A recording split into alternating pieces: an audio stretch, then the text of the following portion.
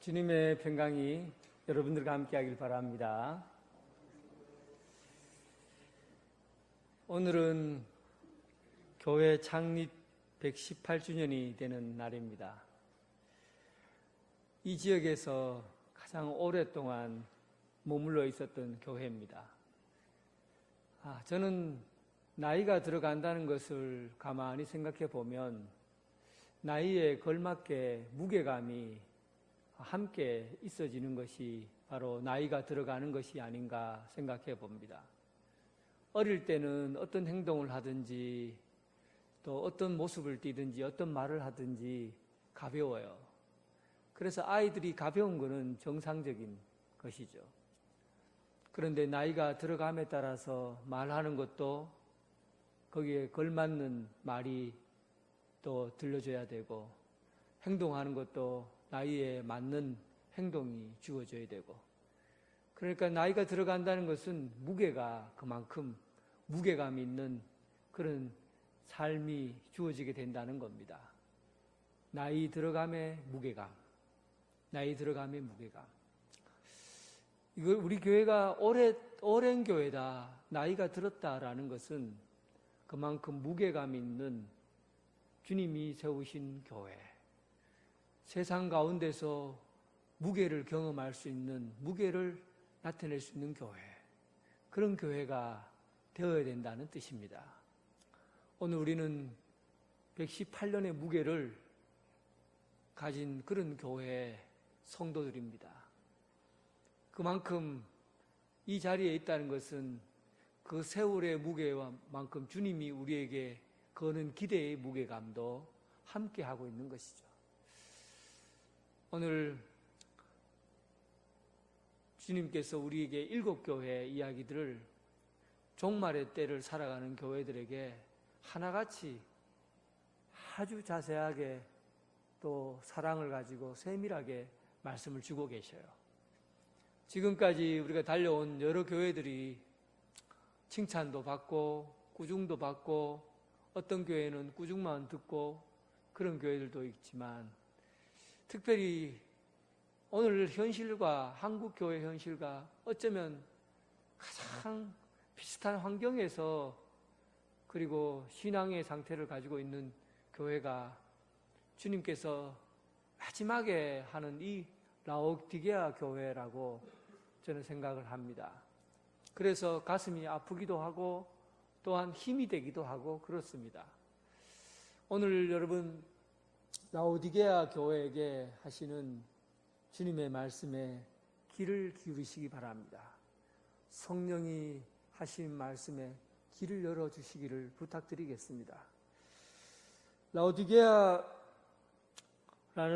이 땅은 4대 교회가, 4대 지역이 굉장히 부유한 땅이었는데, 라오디게아는 이 4대보다도 훨씬 더 잘 사는 곳이에요. 그때 그쪽 아시아, 소아시아 지역에 지진들이 자주 있었는데, 특히 라오디게아는 주후 51년에 큰 지진이 일어나서 도시가 싹 다 무너져 버립니다. 그런데 그때 로마 황제가 라오디게아 지역에 구제를, 지금 코로나19로 인해서 어려울 때 정부에서 지원 대책을 써서 지원금을 주는 것처럼 그때 라오디게아 지역에 있는 도시민들을 도시를 세우고 하도록 지원을 해주려고 했어요. 그런데 라오디게아 지역의 시민들은 황제의 돈을 한 푼도 받지 않겠다고 합니다. 왜냐하면 그들이 가진 돈이 많았어요. 얼마나 잘 살았든지 도시가 다 무너져도 돈이 많이 가지고 있었던 라오디게아는 그 황제의 지원을 받지 않고도 도시를 새롭게 일으킬 수 있었을 만큼 아주 많은 돈을 갖고 있었어요. 요즘 우리 세계에서 가장 금융업이 발달한 곳을 뉴욕이라고 하는데, 그때 당시에 라오디게아는 금융업을 돈이 돈을 가지고 이제 돈을 은행처럼 금융업을 통해서 돈을 벌 수 있는 그런 곳이었어요. 뿐만 아니라 라오디게아 교회, 라오디게아 지역은 이 옷, 의류 생산지였는데 로마 사람들이 즐겨 입는 옷 중에서 튜닉이라고 있어요. 속옷처럼 생겼는데 이 위에서부터 아래까지 통으로 되어 있어. 한번 싹 입으면 밑에는 치마고 위에는 그 반팔 런닝 것처럼 되어 있는 옷이 붙어 있는 옷이에요. 그래서 속옷인데 이 속옷은 그때 당시에 사람들은 누구나 다 입고 다니는 옷이에요. 튜닉이라고 하죠. 그런데 특히 라오디게아 지역에서 이 튜닉을 만들었는데 양털로 만들었어요. 그러니까 아주 질 좋은 양을 잡아서 다듬어서 옷을 만들어서 이 속옷을 이렇게 너무너무 부드러웠다는 거예요. 그래서 옷이 너무 유명해서 라오디게아 상표는 우리나라 요즘 말하는 최고의 상품 가치가 있는 그런 옷이었어요. 사람들은 속옷은 누구나 가난하든 부유한 사람이든지 간에 이 투닉은 누구나 입어야 되는 옷이기 때문에 이 라오디게아 지역에서 옷이 나오는 그 옷을 수많은 사람들이 와서 구입해 간 거죠. 그러니까 의류 생산으로 인해서 사람들이 굉장히 부유했다는 거예요.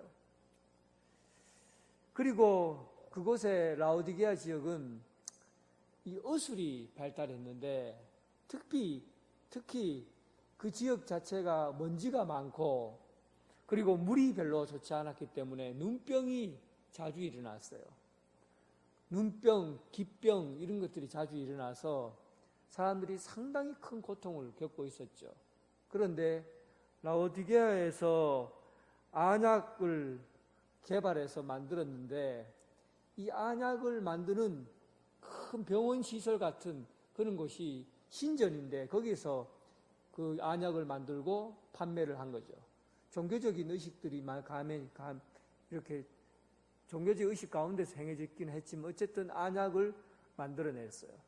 그 안약이 얼마나 유명했던지 각 세계에 흩어져 있는 사람들이 라오디게아 안약이다 하면은 무조건 그 안약을 바르면 낫는다는 그런 아주 발전된 약을 가지고 있었기 때문에 세계적으로 유명한 그 약을 판매하는 곳이었어요. 그래서 의술이 발전되고 옷을 생산하고 그리고 금융업, 돈을 많이 굴릴 수 있는 그런 지역이 라오디게아 지역이에요.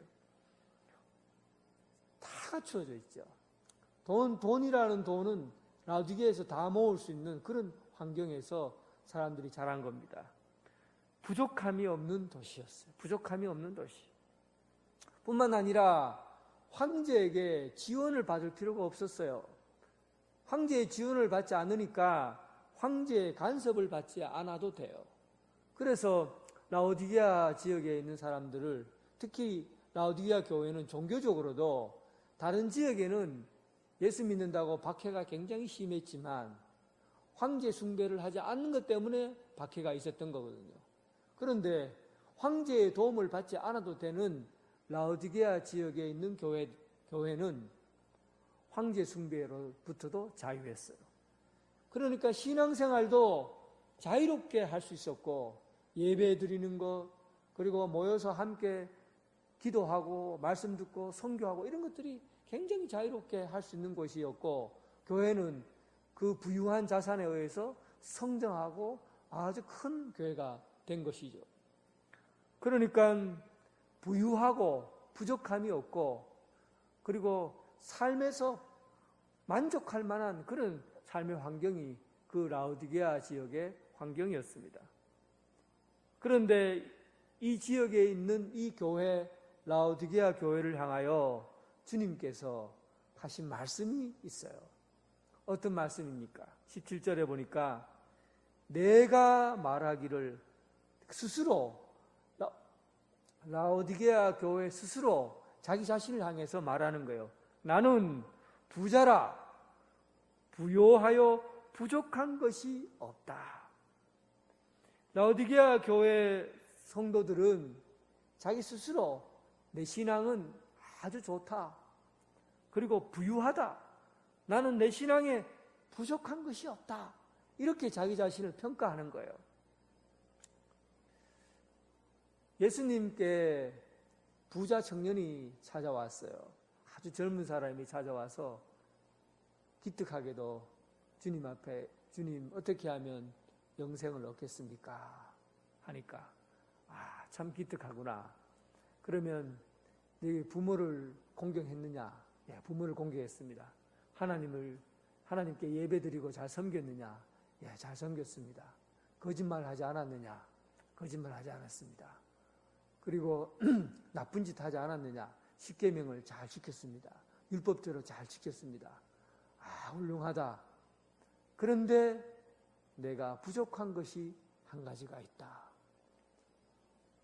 그 부유한 청년이, 모든 부족함 없이 살아온 청년이 예수님의 그 말씀 한마디에 충격을 받습니다. 부족한 것이 한 가지가 있다. 내가 가진 것을 가지고 가난한 이웃에게 나눠주고 나를 따르라. 부자 청년이 고민한 게 뭡니까? 무엇을 고민한 거예요? 부족해지는 것에 대한 두려움. 내가 가지고 있는 것을 잃어버려야 된다는, 내 가지고 있는 것을 잃어버려야 된다는 그 두려움, 부족해야 된다는 그 두려움에 주님의 말씀을 받아들이지 않고 거부하게 되는 겁니다. 내가 무언가를 완벽하게 갖고 있다. 내 삶이 부유하다. 나는 부족함이 없다. 우리는 여기에 안전성을, 신앙의 안전함을 여기에다 두고 있어요. 부유하다, 풍부하다, 나는 부족함이 없다.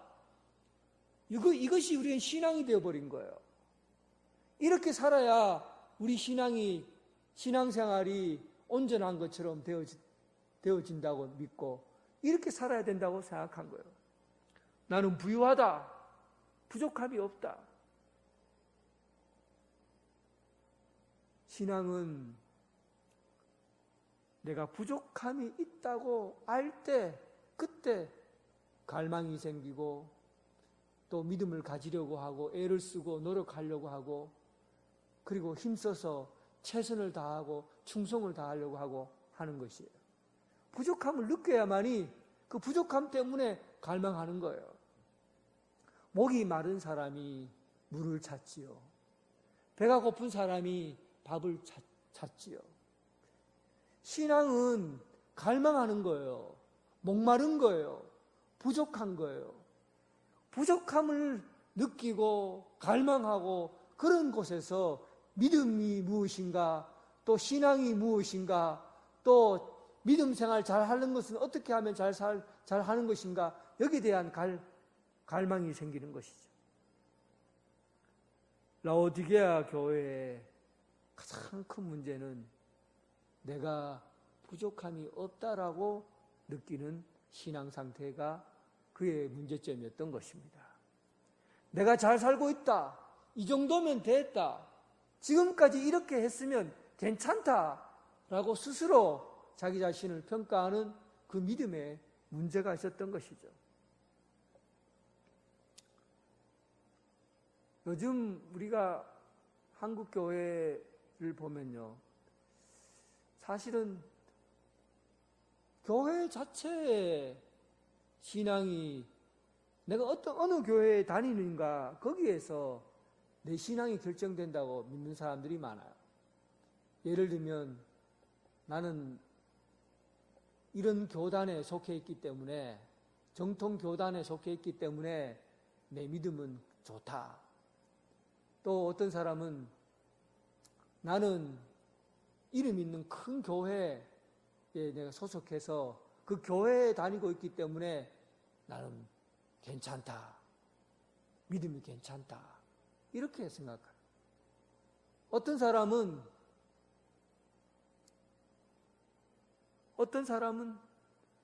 자기 자신이 가지고 있는 직분 때문에 나는 목사이기 때문에 믿음이 괜찮다. 나는 장로이기 때문에 믿음이 괜찮다. 나는 권사이기 때문에 안수집사이기 때문에 믿음이 괜찮다. 자기 직분 때문에 내가 괜찮다고 보는 거예요. 부유하다고 보는 거예요. 자기 자신에 대해서 정확한 평가와 판단을 못 내리는 겁니다. 교회만 쳐다보고 있어. 목사만 쳐다보고 있어. 직분만 쳐다보고 있어. 세월이 지나가서 그냥 믿음 생활을 오랫동안 하면 믿음이 좋아진다고 세월만 쳐다보고 있어요. 나는 부족하다. 나는 연약하다. 나는 지금 부족하다고 느끼는 그 자리에서부터 믿음이 자라고 성장하고 그리고 갈급함 때문에 나아가게 되는 겁니다. 그런데 내가 쳐다보는 것이 그냥 위에만 쳐다보고 자기 삶의 부족함을 경험하지 못하는 거예요. 나는 아직까지는 괜찮다. 이 정도면 괜찮다라는 그 믿음의 자리부터 주님께서는 그 행위, 그 자리부터 문제가 있다고 보시는 겁니다. 주님께서 15절에 내 행위를 아노니 그렇게 말씀하셔요. 내 행위를 아노니. 네가 지금 살아온 네가 괜찮다고 부족함이 없다. 지금까지 이렇게 믿음 생활을 했으면 됐다라고 생각하는 그의 삶의 행동을 봐라. 내가 네 행동을 보니까 나는 알겠다. 내가 네 행동을 보니까 나는 알겠다. 여러분들도 한번 보시라고요. 내가 하는 믿음의 행동이 어떤 행동을 하고 있는지를 보면 주님께서 내가 너를 보고 아노니라는 이 말씀이 어떤 의미인지 아실 겁니다. 내가 부족함이 없다고 생각하는 사람의 신앙적인 이 행동이 어떤 행동으로 나오겠어요? 라오디게아에서 단점이 라오디게아 교회 지역, 라디아 지역에 큰 어려움이 한 가지가 있는데 물 문제였어요. 물. 라오디게아 건너편에 루코 강둑에서 히에라폴리스 지방이 있어요. 그 히에라폴리스 지방에는 유명한 온천수가 흘러나옵니다. 온천수가 흘러내는 곳이에요. 그 히에라폴리스 건너 쪽에는 골로새 지역인데 이 골로새는 깊은 계곡에서 아주 차가운 물이 흘러나와요. 뜨거운 온천수가 강문을 타고 내려오다가 이 라오디게아 관을 통해서 들어와요. 그리고 차가운 골로새서 물이 라오디게아 쪽으로 오다가 이 관을 통해서 또한 도시로 들어옵니다. 뜨거운 물과 찬물이 만나게 되죠. 그 물을 여러분들 마신다고 생각해 보세요. 물이 어중간하고 미지근하죠.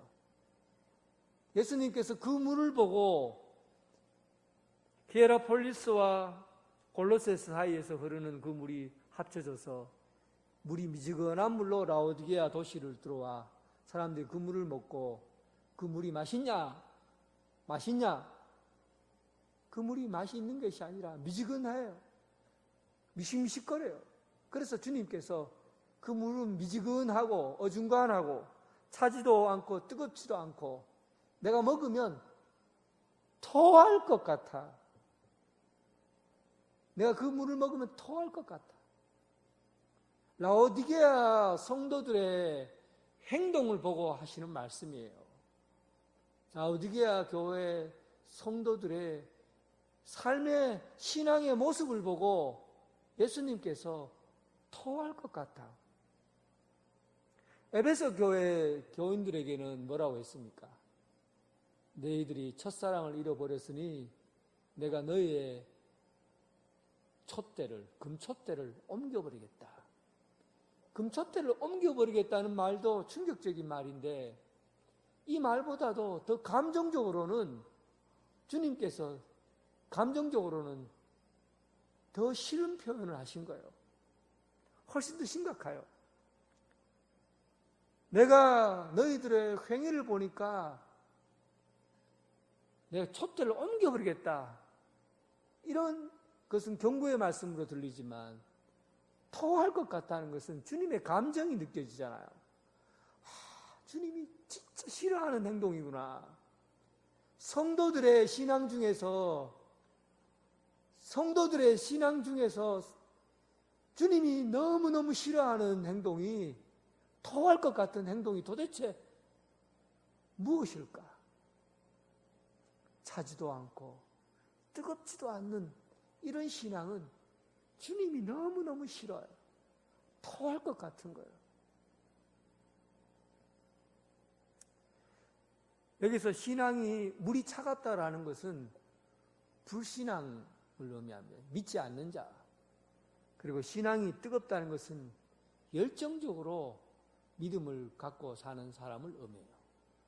그러니까 주님께서 우리 신앙의 행위를 보시고 차든지 뜨겁든지 하라 할 때 차라리 이렇게 미지근한 신앙 가지고 어중간한 신앙 가지고 사니 차라리 안 믿는 것이 낫다. 차가운 신앙, 차라리 안 믿는 것이 낫다. 그리고 뜨거운 신앙, 열정적으로 믿음 생활해라. 여러분 여기서 차가운 신앙, 그냥 안 믿는 것이 낫다는 그런 믿음의 불신앙자들보다도 미지근한 신앙이 못하다 이 얘기를 하려고 하는 게 아니에요. 이거는 그런 부분을 이렇게 해석하면 오해하는 거예요.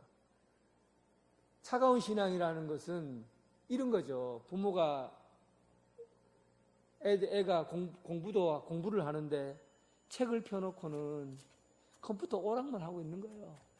책은 펴놓고 공부는 안 하고 오락만 하고 있어요. 엄마가 화가 나갖고 얘 이놈! 네가 그렇게 공부하니 차라리 학교 다니지 말든지 아니면 열심히 공부해서 학교 잘 다니든지 그렇게 얘기하잖아요. 그때 학교 다니지 말라는 얘기입니까? 열심히 공부하라는 얘기입니까? 열심히 공부하라는 얘기잖아요. 그러니까 차지도 뜨겁지도 말라 하는 것은 네가 그렇게 하려면 예수 믿지 말든지 아니면 열심을 내서 진짜 죽을 똥 살 똥 모르고 충성을 다하든지 이렇게 얘기하는 것은 예수 믿지 말라는 얘기가 아니에요. 열심히 하라는 얘기예요. 열정적으로 믿음 생활 하라는 그런 얘기입니다. 그러니까 부족함이 없다고 여기는 사람들은요, 열심히 있을 수가 없어요. 지금까지 내가 이렇게 신앙생활을 해왔기 때문에 이 정도면 됐다라고 하는 사람들은요, 열정을 갖고, 감동을 갖고, 그리고 생동감 있게 이렇게 믿음생활을 할 수가 없어요. 빈둥빈둥거리고, 의욕이 없어지고, 무기력해지고, 하나님의 말씀을 들어도 그냥 말씀을 하는 건지 다른 세상 사람이 하는 건지 들려주지도 않고 감동도 없고 깨달음도 없고 모든 것이 부족함이 없는 이런 신앙생활은 주님이 그 모습을 보고 토하겠다고 하죠. 사랑하는 성도 여러분, 주님이 감정이 상하셨어요. 우리의 신앙생활을 보고, 미지근한 신앙생활을 보고 이렇게 싫어하셔요. 오늘 주님께서 우리에게 원하시는 그런 교회를 살아가기 위해서 어떻게 살아가야 될까? 이제 주님께서 라오디게아 교회를 평가를 하실 때 이렇게 평가합니다.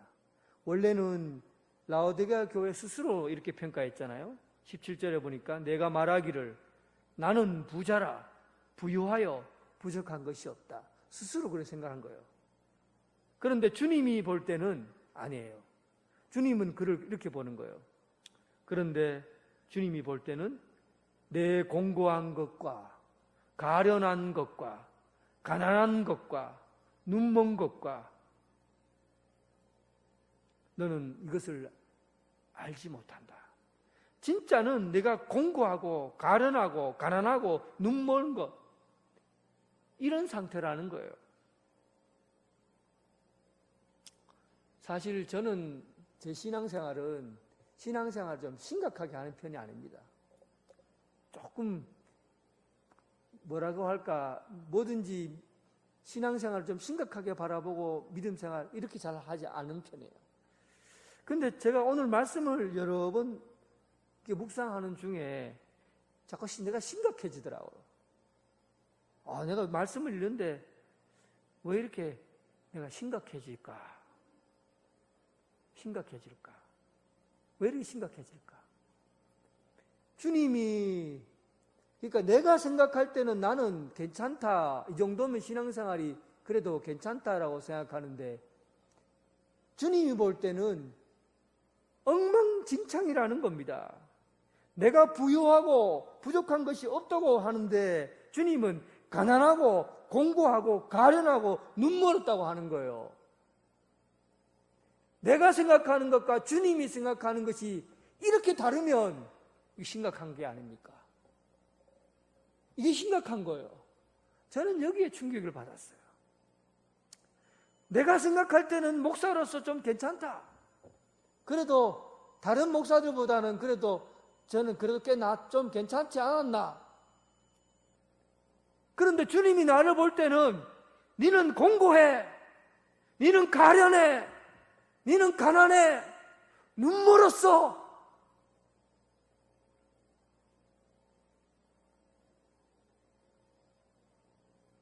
심각하지 않아요.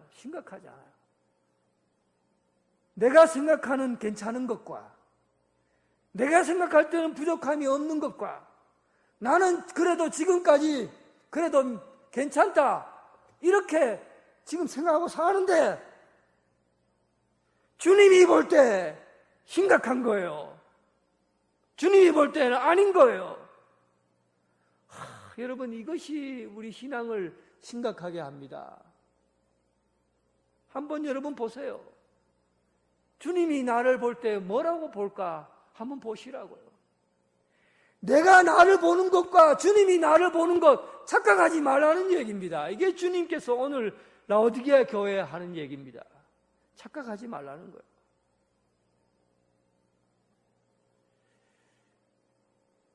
(19절) 무릇 내가 사랑하는 자를 책망하여 징계하노니.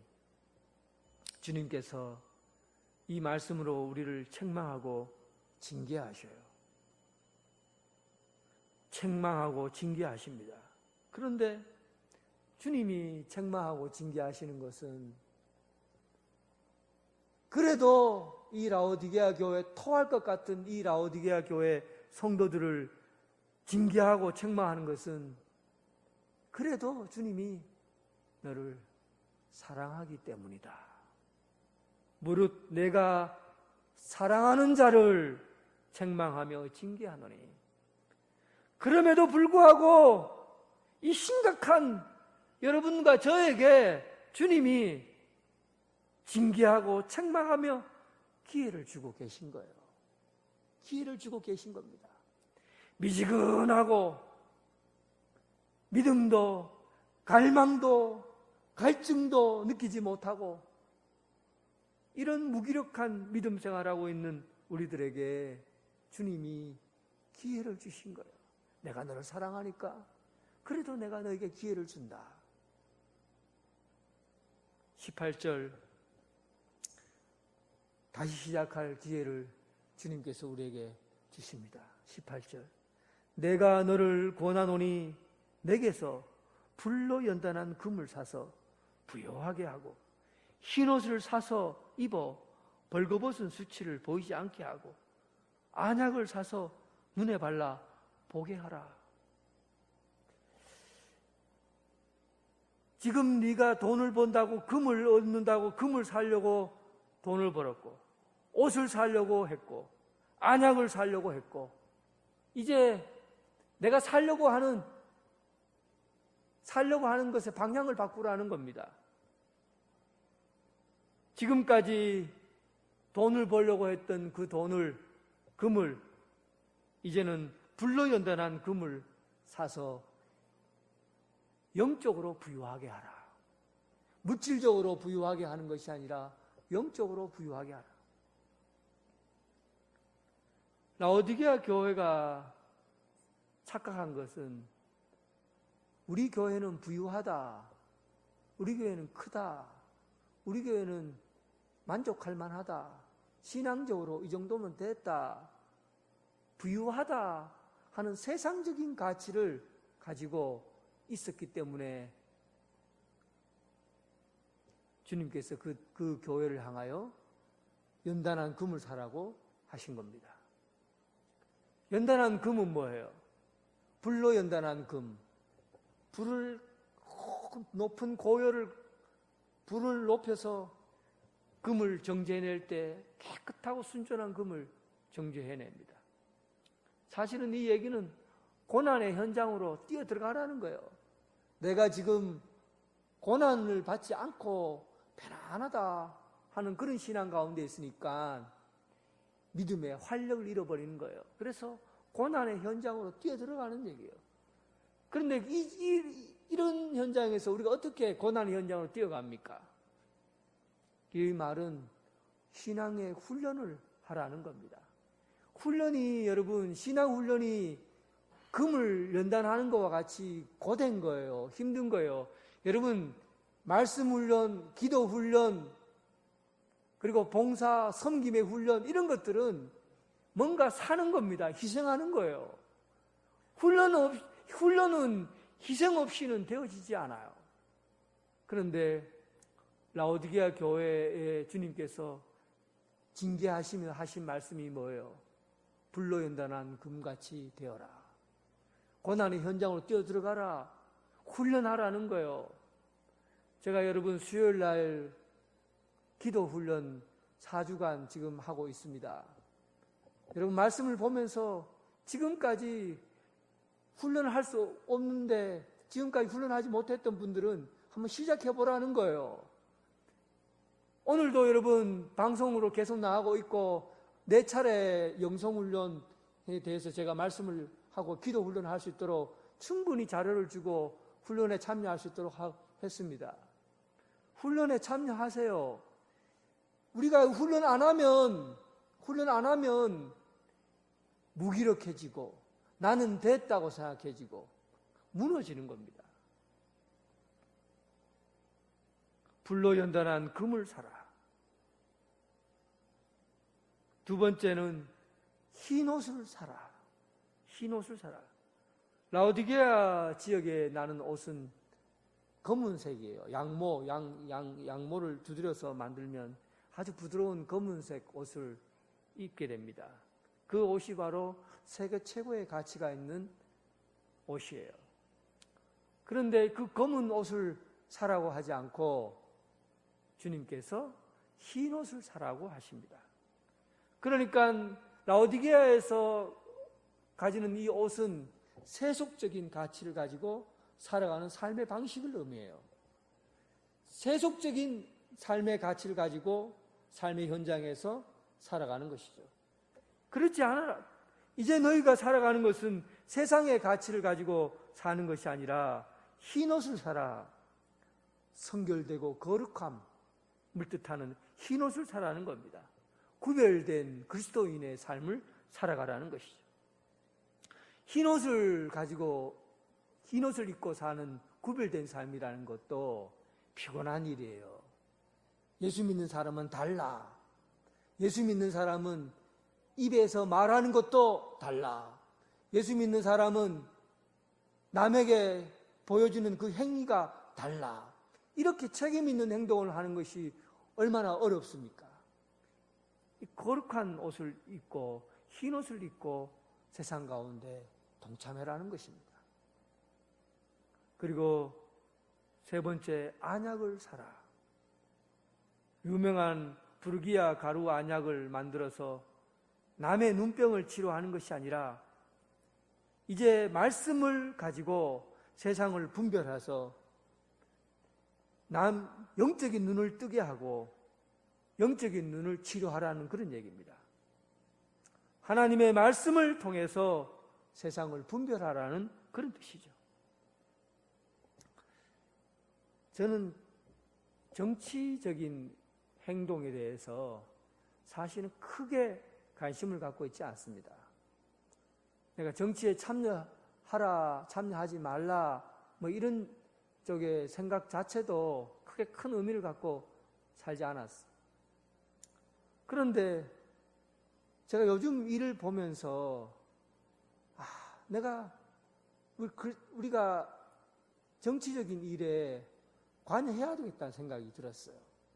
여기서 관여한다는 것은 뭐냐면 요즘 일어나는 정치를 이 안약을 발라야 돼요. 세상을 분별할 수 있는 눈을 가지고 세상 돌아가는 것을 하나님의 말씀으로 이야기해 줘야 되겠다는 생각이 든 거예요. 이 세상을 요즘 평가하고 이 세상을 나누는 게 뭡니까? 이데올로기입니다. 이데올로기. 좌파다, 우파다. 이데올로기로 사람을 분별하고 분리하고 행동을 해요. 여러분, 눈에 안약을 좀 바르십시오. 하나님의 말씀을 통해서 세상을 분별할 수 있는 겁니다. 하나님의 말씀이 아니면 어떤 이데올로기로도 눈이 먼 거예요. 이데올로기는 눈을 멀게 하는 겁니다. 요즘 세상에서 일어난 일들을 보면 대부분 이데올로기가 그 중심에 있어요. 좌파와 우파를 가르는 것은 이데올로기의 논리입니다. 그런데 우리는 그렇게 해서는 안 돼요. 하나님의 말씀이 이 세상을 분별하는 기준이 되어야 돼요. 하나님께서 이렇게 말씀하셨으니까 내가 이런 결정을 하고 이런 행동을 하는 겁니다. 이거 그리스도인들이 착하게 눈을 고쳐야 돼요. 하나님의 말씀으로 썩어져가는 눈병을 고쳐야 되는 것입니다. 세상을 분별할 수 있는 눈은 하나님의 말씀을 통해서만 분별이 가능하다는 것, 이것을 꼭 기억하시기 바랍니다. 예수님께서 사랑으로 라오디게아 교회 성도들에게 하신 말씀이에요. 내가 지금까지 세상의 금을 가지고 너희들의 삶을 살아왔지만 이제는 고난의 현장에 뛰어들고 그리고 연단을 받는 것처럼 훈련하고 말씀 훈련, 기도 훈련, 섬김의 훈련, 이런 연단된 믿음의 신앙을 가져라. 그리고 거룩한 옷을 입고 흰 옷을 입고 세상 가운데 예수 그리스도의 방식으로 살아가라. 뿐만 아니라 이 세상에 벌어지는 일들을 그냥 세상의 가치로 거기에 자기 삶을 던지지 말고 예수 하나님의 말씀을 가지고 정확하게 분별하고 결정하고 행동하라. 이것이 라오디게아 교회가 열심을 내어서 회개하고 살아갈 수 있는 주님의 사랑이 담긴 기회의 말씀이에요. 그리고 주님께서 20절에 덧붙여서 말씀하십니다. 볼지어다 내가 문 밖에 서서 두드리노니 누구든지 내 음성을 듣고 문을 열면 내가 그에게로 들어가 그와 더불어 먹고 그는 나로 더불어 먹으리라. 여러분, 우리는 이 본문 말씀을 대체적으로 어떻게 생각했습니까? 예수 안 믿는 사람들이 바깥에 서서 주님이 서 계시고 문을 두드리면 예수 안 믿는 사람이 문을 열면 예수님을 영접하게 된다. 예수 믿지 않는 불신자들에게 하는 말씀으로 우리는 이 본문을 많이 이용하고 그렇게 활용해 왔습니다. 그런데 이 본문의 위치가 어디예요? 라오디게아 교회 성도들에게 하는 말씀이에요. 그러니까 라오디게아 교회 어중간하고 미지근하고 그리고 무기력해지고 감도 무감각한 그런 믿음 생활하고 있는 라오디게아 성도들에게 하는 말씀이에요. 이 말씀은 우리들에게 끊임없이 주님께서 기회를 주시려고 끊임없이 찾아오고 계시다는 것입니다. 내가 언제나 너희에게 찾아와서 문을 두드리겠다는 거예요. 세상의 가치 가운데 무기력하게 넘어져 쓰러지는 것을 내가 보지 못하겠다. 미지근해야 토할 것 같은 그런 믿음 생활을 하는 너희들의 신앙을 내가 보지 못하겠다. 내가 끊임없이 와서 내가 두드린다. 힘만 조금만 있더라도 문고리를 잡고 문을 열어라. 그러면 내가 너에게 반드시 들어가서 들어갈 때마다 너와 함께 먹고 너는 나와 더불어 먹을 것이다. 그러면 이 세상 가운데 내 힘으로 사는 것이 아니라 나와 더불어 먹는 그 믿음, 나와 더불어 먹고 나와 더불어 마시는 그 힘으로, 예수님이 나와 함께 하는 그 힘으로 살아가게 될 거다. 그러면 그 어떤 어려움과 힘든 가운데서도 진짜 승리하는 그 기쁨을 경험하게 될 것이야. 여러분들의 믿음 생활을 한번 보십시오. 혹시 지금도 믿는 둥 마는 둥 무감각하게 별 의미 없이 생활하는 분이 있습니까? 아니면 나는 부족함이 없어, 나는 괜찮아, 나는 지금까지 그래도 괜찮은 믿음 가지고 왔어. 주님께서 그러한 분들에게 문을 두드리고 계십니다. 여러분들의 힘만으로는 못 살아요. 주님이 오셔야 여러분들은 삽니다. 내가 부족하기 때문에 주님이 함께 하셔야만이 우리가 이 세상 가운데 이기고 승리하는 삶을 살아갈 수 있는 거예요. 우리는 연약하고 부족합니다. 그렇기 때문에 혼자서는 못 이깁니다. 힘을 다하여 문고리를 잡고 문을 여시기 바랍니다. 부족하기 때문에 끊임없이 주님을 초청하는 존재로, 부족하기 때문에 끊임없이 주님을 초청하는 존재로 일어서는 그런 성도가 되길 주님의 이름으로 축원합니다. 하나님 아버지,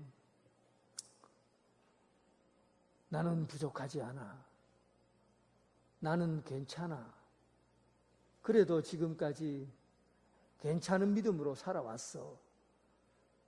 내가 보는 믿음과 주님이 보시는 믿음, 주님이 보시는 눈이 다르다면 주님, 얼마나 우리가 우리 영혼에 관해서 심각해져 가는지 참으로 가슴이 아픕니다.